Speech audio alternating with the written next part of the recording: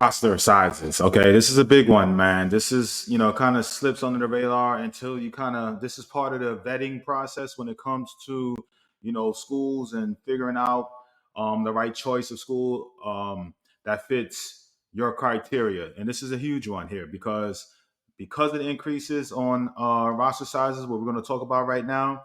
And then you got transfer portals and JUCOs coming in. It's a heavy competition now. Okay, so roster size, Division 1 now it went from um, 35 players. Okay, now it's up to 40. The scholarships have not changed, meaning the amount of scholarships allotted to the players, 11.7 at Division 1 level, has not changed, but the roster sizes have. Okay.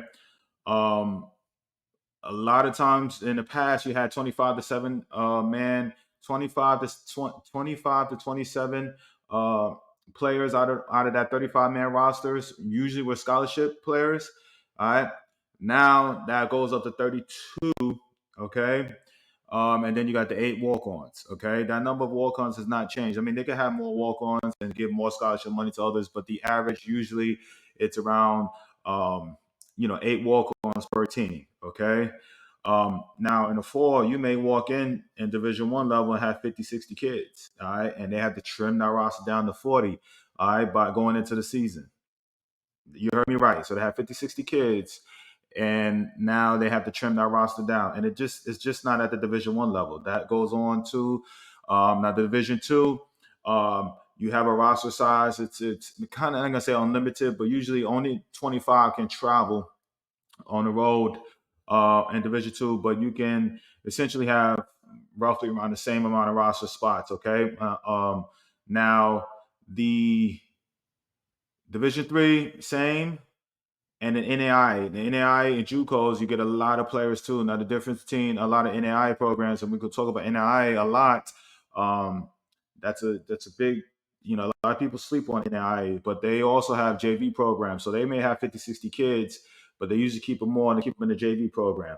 Okay, so some Division 2s and Division 3s have JV programs too. I know University of Tampa has a Division 2 school has a JV program, and I also know that so a lot of NAIA programs. Okay, I'm sure there's more D2 programs that have JV programs. I just don't know off the top of my head. All right, as I'm talking to you.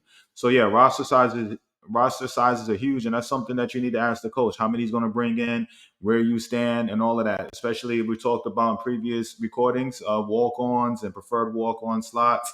That's huge. You got to make sure that you don't go in a situation where there's so many players and nothing's guaranteed. Okay, so again, the increase of roster slots and this year happened in 2023. It went from in the Division 1 level 35 to 40, so it's extra 5 players. I just want to just quickly kind of go over the premise of what college baseball is right now. MLB, the draft. I know most kids have dreams and aspirations of going pro, but MLB has cut their rounds down to 20, and they also have minimized the amount of minor league teams. All right, I myself was drafted and played minor league baseball. There are two less teams where I came up with the Kansas City Royals. Two less teams on the rookie ball, A ball level. There's two less teams. All right, than there was when I played. When I got drafted, you essentially had unlimited rounds. All right, you drafted until you got tired. If guys, dads out there, Mike Piazza, you drafted him the 62nd round. Now you got 20 rounds. Why do I say that? Now you have kids that are staying in school, taking up roster spots because there's nowhere for them to go. All right. Before they could get drafted in the late rounds, 20, 25th, 26 rounds. And there's plenty of guys that made the major leagues that were drafted in the 20s or later.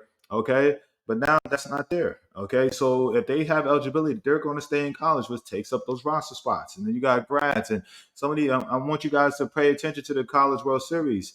You'll see guys 24 years old, 23, 24 years old, playing in College World Series, which is crazy. And here your son is coming at 18. He's playing against a grown man. That's pro stuff, all right? That's stuff that happens in the pros. This is where the college baseball is, the heavy competition, not to scare you, just to give the realization of where it is. Okay, so Your son may be competing as an 18-year-old against somebody that's 24 years old. That's played 4 or 5 years of college baseball. It's just where we are right now. So just accept it. This is where college baseball is, but those are the roster sizes, all right?